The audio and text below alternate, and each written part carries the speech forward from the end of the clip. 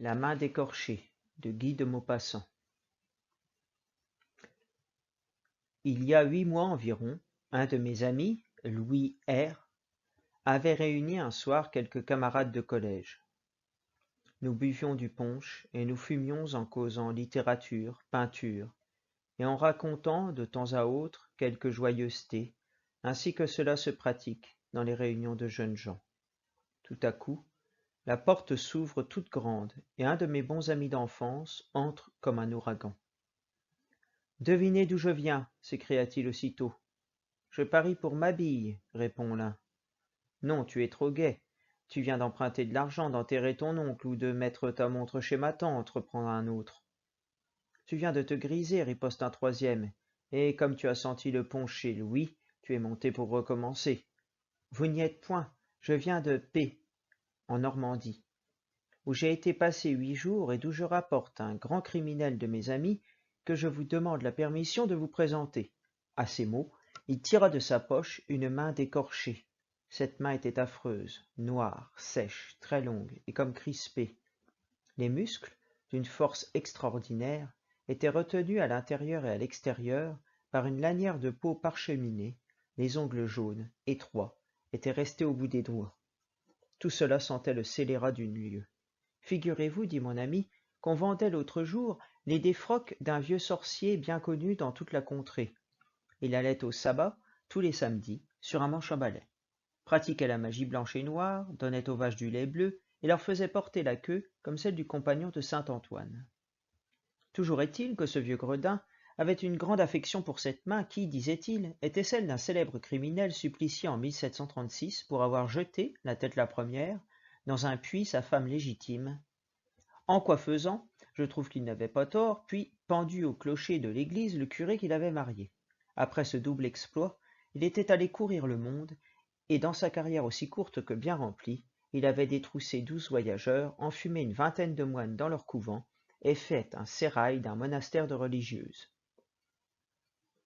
« Mais que vas-tu faire de cette horreur » nous écriâmes-nous. « Eh, parbleu, j'en ferai mon bouton de sonnette pour effrayer mes créanciers. » Mon ami, dit Henry Smith, un grand Anglais très flegmatique, je crois que cette main est tout simplement de la viande indienne conservée par un procédé nouveau, je te conseille d'en faire du bouillon. Ne raillez pas, messieurs, reprit avec le plus grand sang-froid un étudiant en médecine aux 3/4 gris. Et toi, Pierre, si j'ai un conseil à te donner, fais enterrer chrétiennement ce débris humain, de crainte que son propriétaire ne vienne te le redemander. Et puis, elle a peut-être pris de mauvaises habitudes, cette main, car tu sais le proverbe, qui a tué tuera.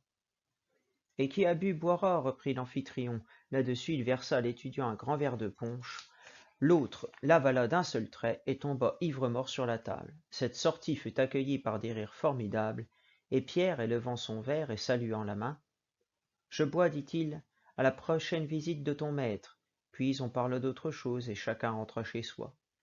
Le lendemain, comme je passais devant sa porte, j'entrai chez lui. Il était environ 2 heures. Je le trouvai lisant et fumant. « Eh bien, comment vas-tu » lui dis-je. « Très bien, me répondit-il. Et ta main ?»« Ma main, tu as dû la voir à ma sonnette, où je l'ai mise hier soir en rentrant. Mais à ce propos, figure-toi qu'un imbécile quelconque, sans doute pour me faire une mauvaise farce, est venu carillonner à ma porte vers minuit. J'ai demandé qui était l'homme, et comme personne ne me répondait, je me suis recouché et rendormi. » En ce moment, on sonna. C'était le propriétaire, personnage grossier et fort impertinent. Il entra sans saluer. « Monsieur, dit-il à mon ami, je vous prie d'enlever immédiatement la charogne que vous avez pendue à votre cordon de sonnette, sans quoi je me verrai forcé de vous donner congé. » Monsieur, reprit Pierre avec beaucoup de gravité, vous insultez une main qui ne le mérite pas. Sachez qu'elle a appartenu à un homme fort bien élevé. Le propriétaire tourna les talons et sortit comme il était entré. Pierre le suivit, décrocha sa main et l'attacha à la sonnette pendue dans son alcôve. « Cela vaut mieux, dit-il. Cette main, comme le frère il faut mourir des trappistes, me donnera des pensées sérieuses tous les soirs en m'endormant. » Au bout d'une heure, je le quittai et rentrai à mon domicile. Je dormis mal la nuit suivante. J'étais agité, nerveux. Plusieurs fois je me réveillai en sursaut. Un moment même, je me figurais qu'un homme s'était introduit chez moi, et je me levai pour regarder dans mes armoires et sous mon lit. Enfin, vers 6 heures du matin, comme je commençais à m'assoupir, Un violent coup frappé à ma porte me fit sauter du lit. C'était le domestique de mon ami, à peine vêtu, pâle et tremblant. Ah, monsieur, s'écria-t-il en sanglotant, mon pauvre maître qu'on a assassiné. Je m'habillai à la hâte et je courus chez Pierre. La maison était pleine de monde. On discutait, on s'agitait. C'était un mouvement incessant, chacun pérorait, racontait, commentait l'événement de toutes les façons. Je parvins à grand-peine jusqu'à la chambre, la porte était gardée. Je me nommai, on me laissa entrer. 4 agents de la police étaient debout au milieu, un carnet à la main. Ils examinaient, se parlaient bas de temps en temps et écrivaient. 2 docteurs causaient très près du lit sur lequel Pierre était étendu sans connaissance. Il n'était pas mort, mais il avait un aspect effrayant. Ses yeux démesurément ouverts, ses prunelles dilatées semblaient regarder fixement avec une indicible épouvante une chose horrible et inconnue. Ses doigts étaient crispés, son corps, à partir du menton, était recouvert d'un drap que je soulevai. Il portait au cou les marques de 5 doigts qui s'étaient profondément enfoncés dans sa chair. Quelques gouttes de sang maculaient sa chemise. En ce moment, une chose me frappa. Je regardai par hasard la sonnette de son alcôve. La main d'écorché n'y était plus. Les médecins l'avaient sans doute enlevée pour ne point impressionner les personnes qui entreraient dans la chambre du blessé, car cette main était vraiment affreuse. Je ne m'informai point de ce qu'elle était devenue. Je coupe maintenant, dans un journal du lendemain, le récit du crime avec tous les détails que la police a pu se procurer. Voici ce qu'on y lisait. Un attentat horrible a été commis hier sur la personne d'un jeune homme, M. Pierre B., étudiant en droit, qui appartient à une des meilleures familles de Normandie. Ce jeune homme était rentré chez lui vers 10 heures du soir. Il renvoya son domestique, le sieur Bouvin, en lui disant qu'il était fatigué et qu'il allait se mettre au lit. Vers minuit, cet homme fut réveillé tout à coup par la sonnette de son maître qu'on agitait avec fureur. Il eut peur, alluma une lumière et attendit. La sonnette se tut d'environ 1 minute, puis reprit avec une telle force que le domestique, éperdu de terreur, se précipita hors de sa chambre et alla réveiller le concierge. Ce dernier courut avertir la police et au bout d'un quart d'heure environ, 2 agents enfonçaient la porte. Un spectacle horrible s'offrit à leurs yeux. Les meubles étaient renversés. Tout indiquait qu'une lutte terrible avait eu lieu entre la victime et le malfaiteur. Au milieu de la chambre, sur le dos, les membres raides, la face livide et les yeux effroyablement dilatés, le jeune Pierre B. gisait sans mouvement. Il portait au cou les empreintes profondes de 5 doigts.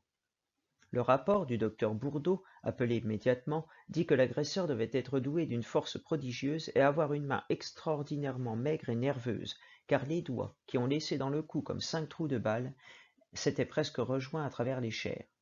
Rien ne peut faire soupçonner le mobile du crime, ni quel peut en être l'auteur.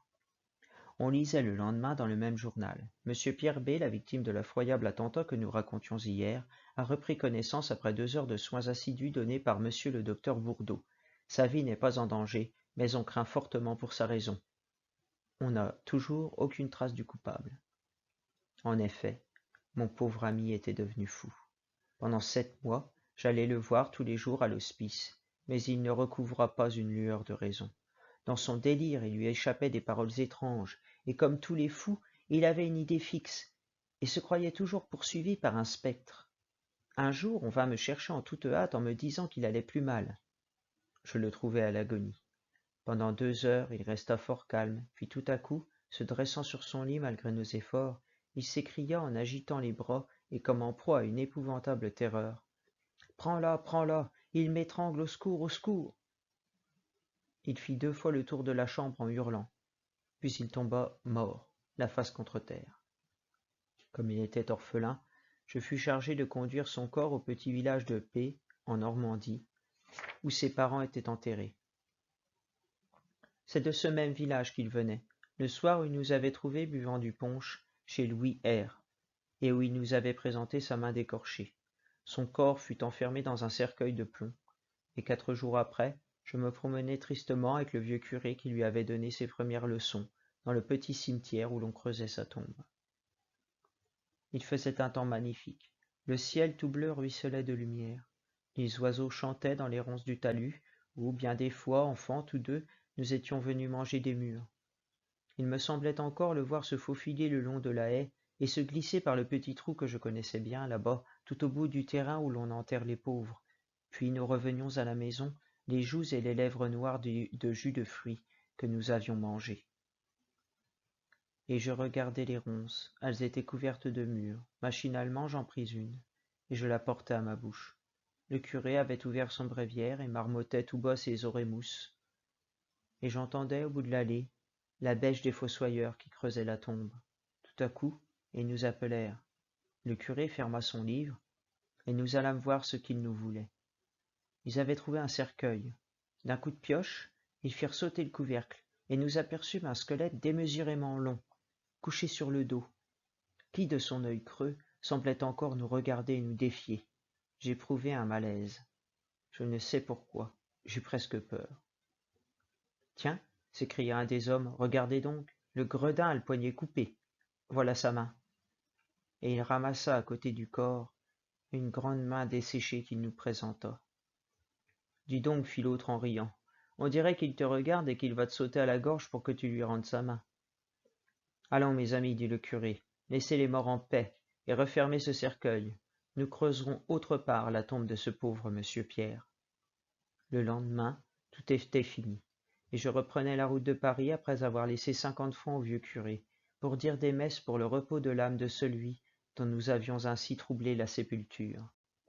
Signé Joseph Prunier.